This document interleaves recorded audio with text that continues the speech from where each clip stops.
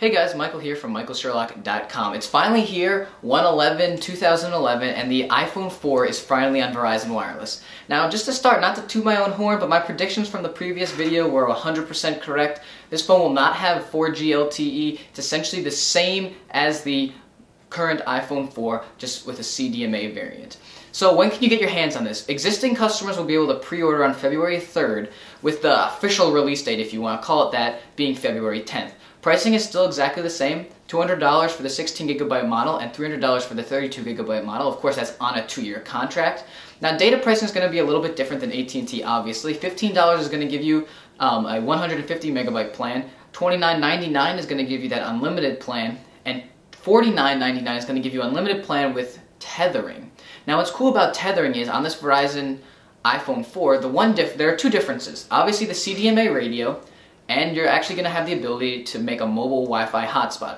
So essentially, you'll be able to create a Wi-Fi bubble and everybody will be able to connect to it, and again, $50 will get you unlimited for that. Now, we don't know if this is going to be coming to other carriers in the future. All we know is that this is a preference pane, essentially, in 4.2.5. So if you currently have this as a GSM phone, I think it's probably safe to say that eventually we'll be getting these features as well. Now, speaking of the other new thing, CDMA radio, the antenna design has actually been changed a little bit. They've moved the notches. On the iPhone 4 for a GSM, there are actually 3 notches, 2 on the bottom and 1 on top. Now there are 2 on each side, so it's a little bit changed. Now, Tim Cook says that this is just a redesign just so that they can fit the CDMA technology or the CDMA radio into the existing chassis. But I think it has a little bit to do with improving reception and sort of negating that antenna gate situation, which we saw when the iPhone 4 launched on GSM carriers. So again, there's no 4G, and this is essentially the iPhone 4 just being launched on a CDMA platform.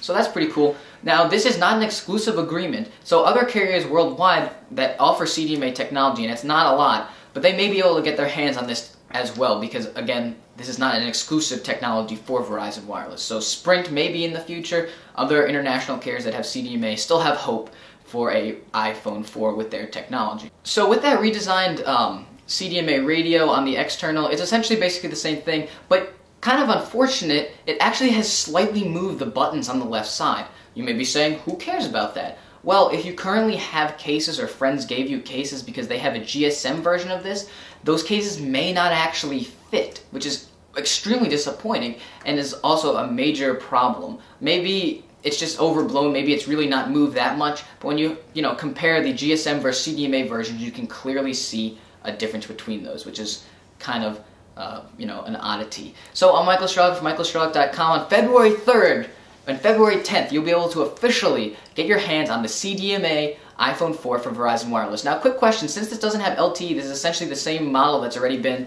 on shelves for a while now. Are you going to be upgrading to the Verizon Wireless iPhone 4, or are you going to be waiting for the iPhone 5 to come out this spring, or this summer rather, because I expect a GSM and CDMA iPhone 5 to come out at the same time this summer and probably have a lot of new features. And if you get this iPhone 4 now, you'll be tied to Verizon for a full 2 years before you can upgrade. So I'd love to see in the comment section below if you'll be upgrading. Again, I'm Michael Sherlock from michaelsherlock.com. Thanks for watching, and have a nice day.